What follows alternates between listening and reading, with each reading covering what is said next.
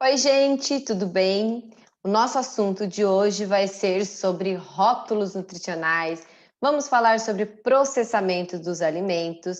Por que isso? Por que que eu escolhi fazer essa aula para vocês? Porque dentro da nutrição, não só no emagrecimento, mas dentro da alimentação saudável, eu vejo que é muito importante, ainda mais nos dias de hoje, a gente saber interpretar o rótulo nutricional. Frequentemente, olha, eu posso dizer que todo santo dia eu recebo fotos de alimentos de pessoas enviando para mim perguntando: esse alimento é bom, esse não é, como isso é saudável, não é, enfim. E eu acho assim que mais importante do que eu falar para os meus pacientes e para as pessoas que me acompanham se isso é bom ou não, é eu ensinar essas pessoas a interpretar esses rótulos. E é isso que nós vamos falar hoje, então. Então, a primeira coisa, vamos abrir aqui esse vídeo falando o seguinte: é fundamental saber de onde vem, qual é a origem dos alimentos que você está prestes a consumir.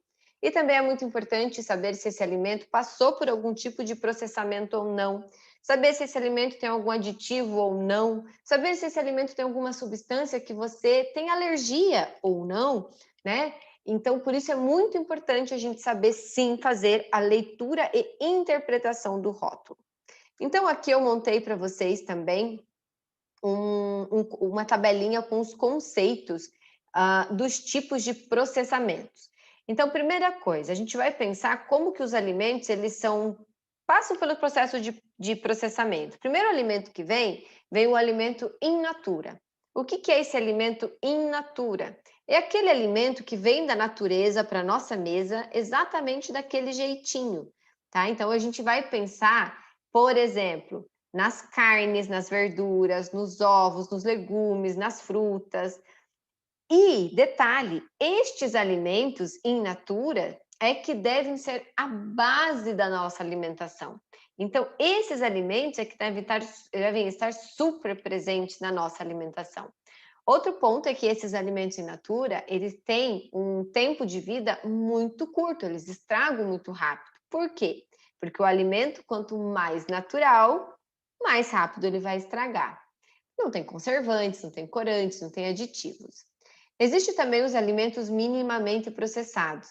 Esses alimentos minimamente processados significa que são alimentos in natura que passaram por algum processo. Mas que processo? Pode ser um processo de limpeza, um processo de remoção de partes não comestíveis, ou foi feita a secagem, a moagem, a embalagem, pasteurização, resfriamento, congelamento, foi feito fermentação, porém não foi acrescentado nenhum tipo de ingrediente extra. Então, esses alimentos minimamente processados entram quem? O arroz, o feijão, as farinhas, as castanhas, os mix de legumes que vêm congelados, sabe? Aqueles que são cortados e congelados, passam pelo processo de branqueamento, geralmente. Os feijões geralmente já passam hoje em dia também por algum mini processamento, né, para tirar da vagenzinha e tudo mais. Então, esses são alimentos quase que in naturas, tá? Mas eles têm um mínimo de processo aí. As castanhas, por exemplo, é retirado da casca dela, né? Não lembro o nome agora da casca da castanha. Mas, enfim, é retirado dali de dentro. Então, é um processo muito mínimo. Aí, a partir disso, vem os alimentos processados.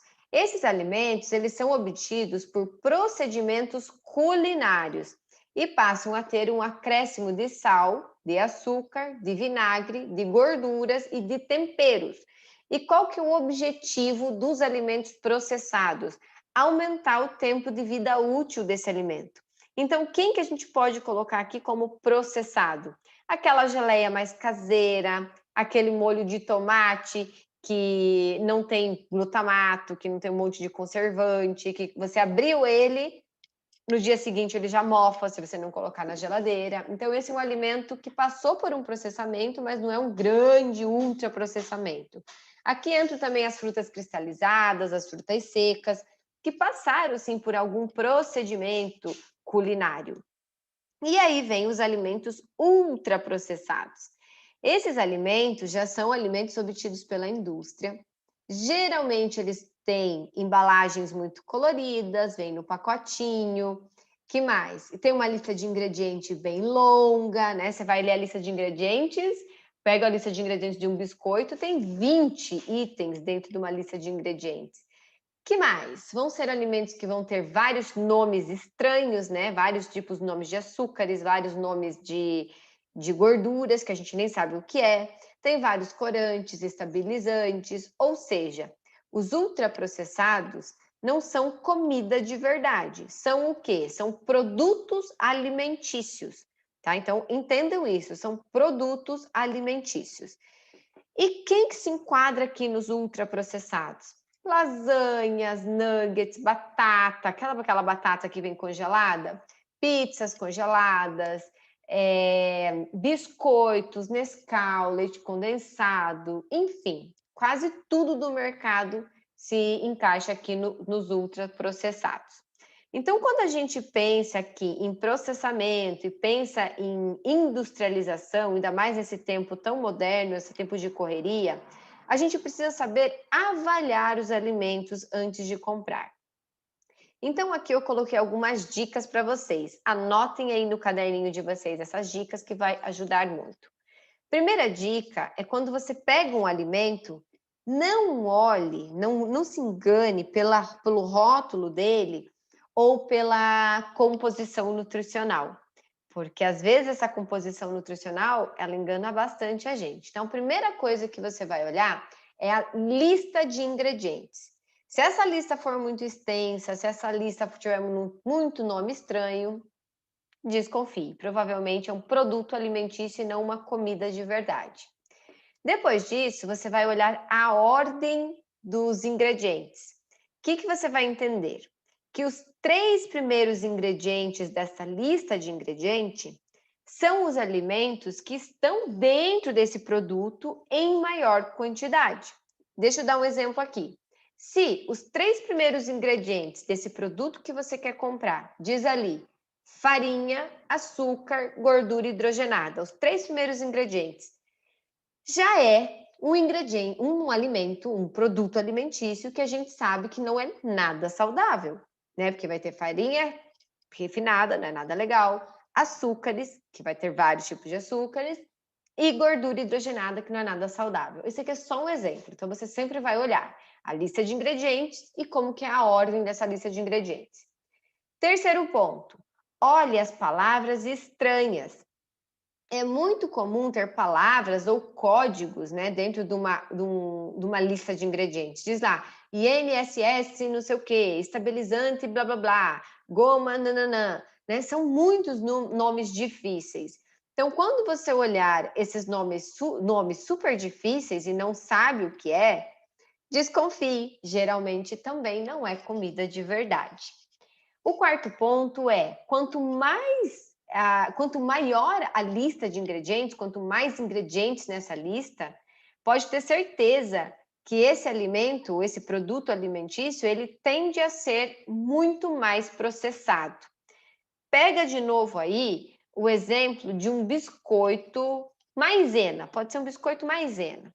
Você vai olhar a lista de ingredientes, vai ter um monte, a lista de ingredientes é desse tamanho assim, com letras minúsculas. Você vai ver que tem no mínimo 10 ingredientes. Agora pare e pensa comigo. Quando a sua mãe ou quando você for fazer um biscoito maisena em casa, que você usa trigo, maisena, ou às vezes nem usa trigo, usa só maisena, usa manteiga, açúcar, ovo. Se usa ovo, tem uns que nem usam. Quantos ingredientes você usa em casa? 4, 5 ingredientes. E como é que um biscoito, que a gente costuma dizer que é um biscoito indefesa, sem recheio, nutri, como é que um biscoito desses, com 10, 15 itens numa lista de ingredientes, sendo que no mínimo 7 deles você nem sabe o que é, não faz ideia do que seja, é um alimento inofensivo, é um alimento que pode comer sem problema nenhum? Pare e pensa nisso, tá? Seja mais criteriosa com relação à lista de ingredientes, porque às vezes a gente olha ali aquele biscoitinho, não tem nada, né? Um biscoito maisena, pensa num biscoito de água e sal. É só água e sal que tem ali? Olha a lista de ingredientes, tanto de coisa que tem.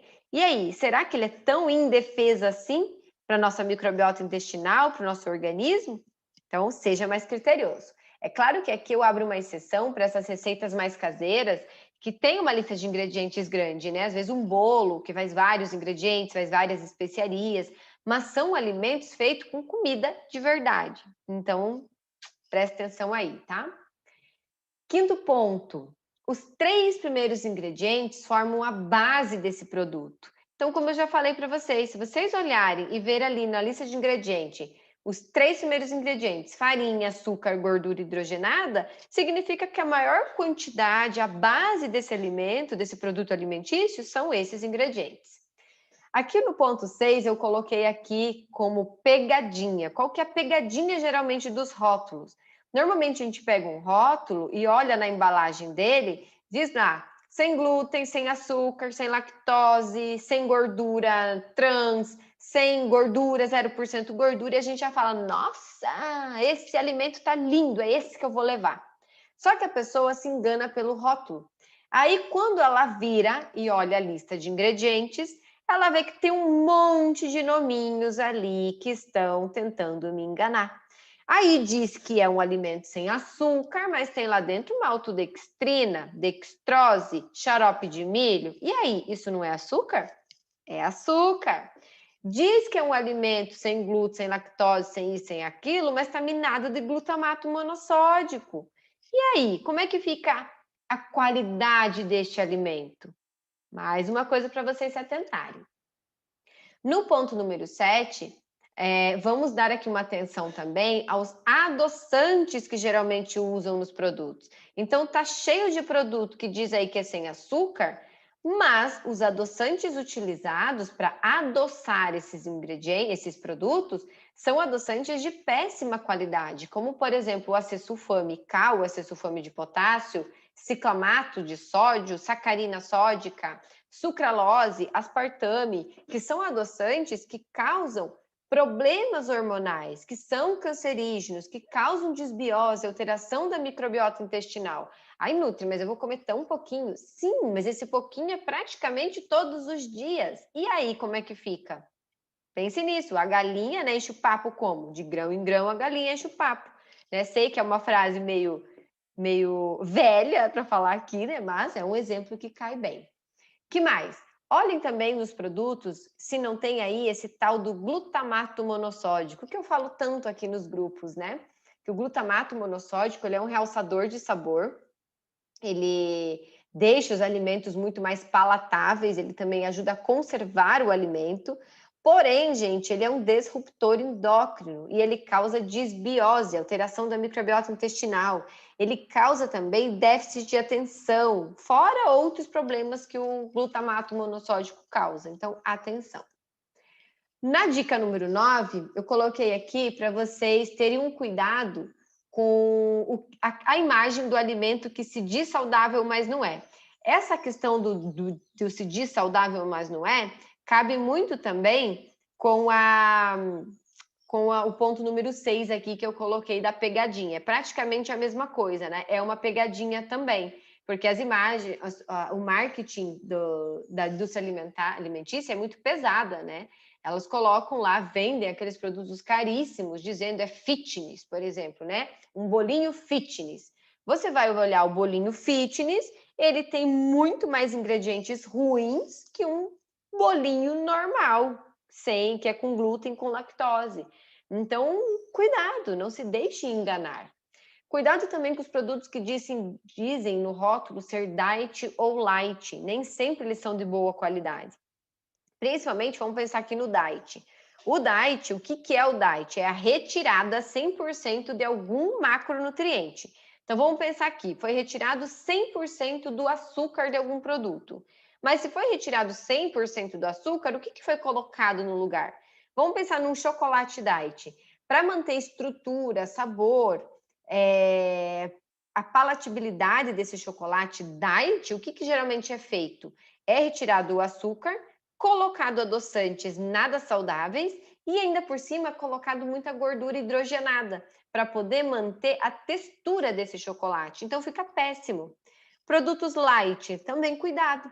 Geralmente eles diminuem, então é diminuição de algum ingrediente, porém tem adição de adoçantes nada legais. Ou vamos pensar aqui num sal light.